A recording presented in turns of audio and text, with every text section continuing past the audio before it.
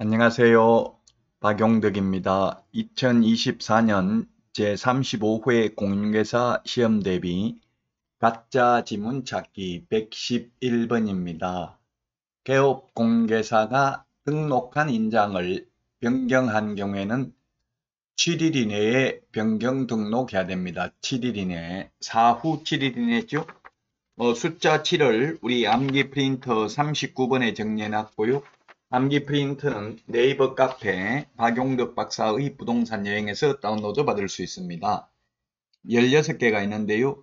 등록 처분 통지 7일 이내 해야 되고요. 인장 변경 그리고 자격증 등록증 매수 신청 대리인 등록증 반납 7일 이내 해야 되죠. 취소됐을 경우.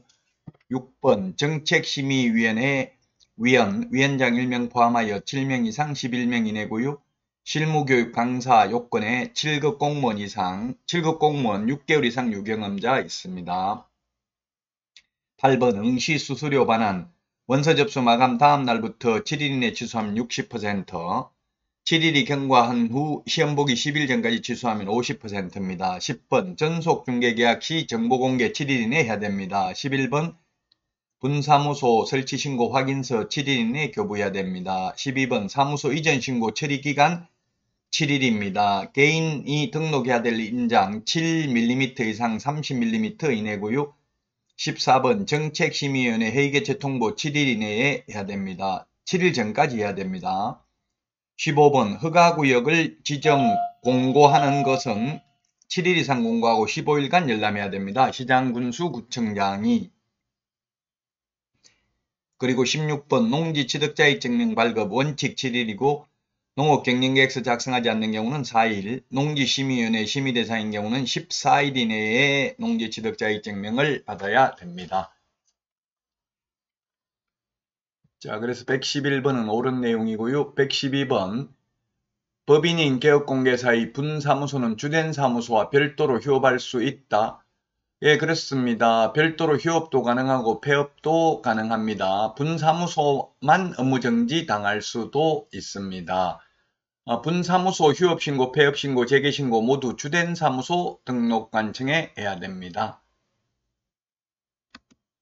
다음은 113번입니다. 원래 휴업은 3개월 초과해서 휴업하고자 하는 경우 미리 신고해야 되고요. 한번 신고하면 6개월간 휴업할 수 있습니다. 그러나 임신, 출산, 징집으로 인한 입영, 취약, 질병으로 인한 요양 등의 사유가 있는 경우에는 6개월 초과할 수도 있습니다. 그리고 휴업기간 변경신고 미리 신고해야 된다. 다 옳은 내용이죠. 휴업, 폐업, 재개, 변경신고 모두 미리 해야 됩니다. 3월 초과 무단 휴업, 폐업신고, 재개신고, 변경신고 안 하면 100만원 이하의 과태료, 6월 초과 무단 휴업을 하면 등록을 취소할 수 있습니다.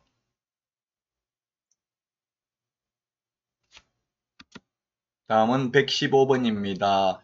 휴업한 개업공개사가 휴업기간 만료 후 중개업 재개신고를 하지 않으면 벌금형에 처한다 했는데 벌금형이 아니라 100만원 이하의 과태료입니다. 휴업신고, 폐업신고, 재개신고 안 하면 100만원 이하의 과태료, 단 6개월 초과 무단 휴업하면 등록을 취소할 수 있다. 임의적 등록 취소입니다. 임의적 취소니까 취소 안 하면 업무정지 할 수 있죠.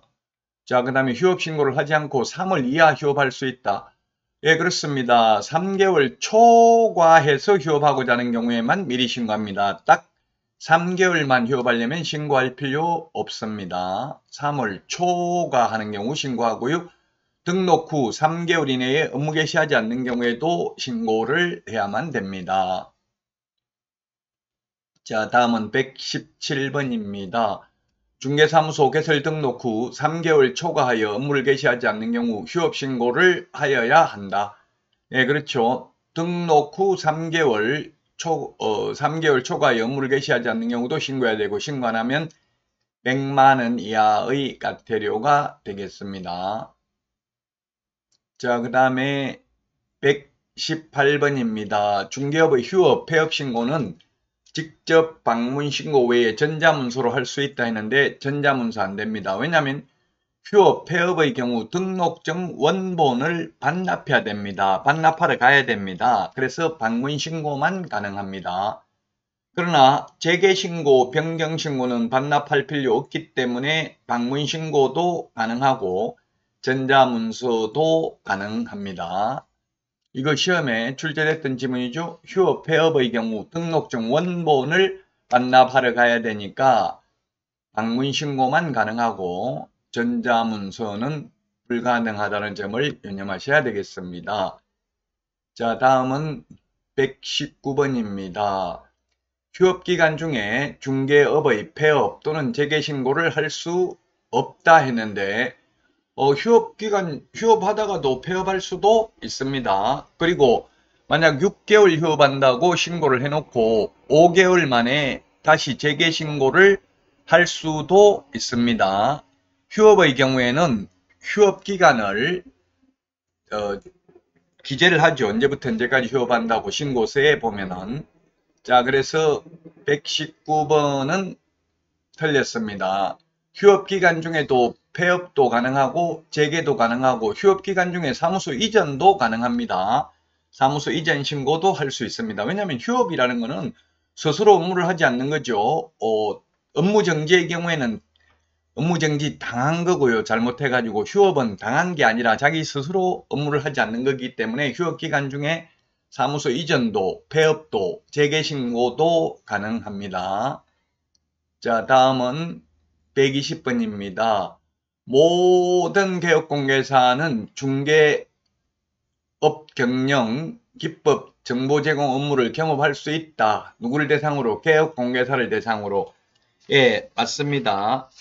법인만 겸업을 제한하고 있죠. 우리 암기 프린트 24번에 보면 법인만 겸업을 제한하고 있습니다. 이렇게 법인만 특별히 겸업을 제한하는 이유는 외국 대형 법인이 우리나라 진출해서 우리나라 개인중개업소와 무한 자유경쟁을 하면 우리나라 개인중개업소가 살아남을 수 없기 때문에 골목상권을 보호하기 위해서 법인만 겸업을 제한하고 있는데, 법인은 주택, 상가, 임대 관리 등 관리 대행할 수 있고요. 부동산의 개발, 거래 상담, 개발 이용 거래 상담할 수 있죠. 개발업은 안 됩니다. 임대업도 안 됩니다.